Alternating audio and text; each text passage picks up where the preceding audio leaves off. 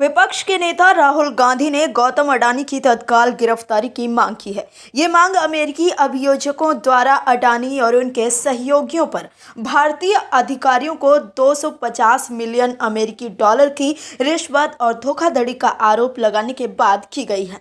2-3 दिन पहले एक प्रेस कॉन्फ्रेंस में बिल्कुल साफ कहा है, जहां भी करप्शन है वहां पे इन्वेस्टिगेशन होनी चाहिए, मगर इन्वेस्टिगेशन अडानी जी से शुरू होगी और जब तक अडानी जी अरेस्ट नहीं होंगे तब तक क्रेडिबल बात नहीं बनेगी। तो शुरुआत वहां से है, अडानी जी को अरेस्ट कीजिए, उनका इंटेरोगेशन कीजिए और फिर जो भी इसमें इन्वॉल्व है पकड़िए।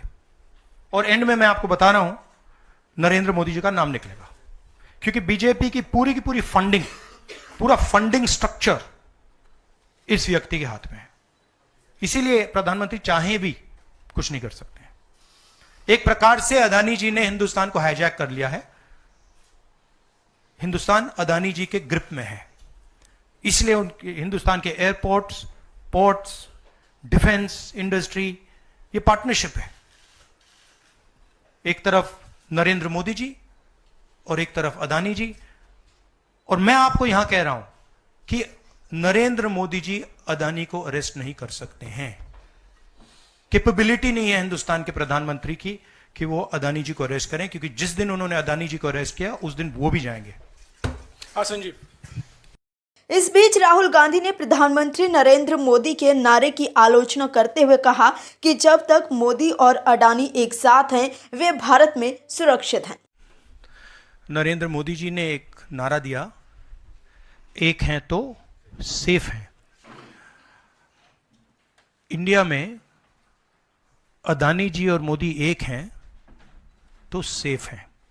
हिंदुस्तान में अडानी जी का कुछ नहीं किया जा सकता। चीफ मिनिस्टर 10-15 करोड़ के लिए अंदर चले जाते हैं और अडानी जी 2000 करोड़ रुपए का स्कैम करते हैं और वो बाहर घूम रहे हैं। कारण है कि प्रधानमंत्री उनको प्रोटेक्ट कर रहे हैं।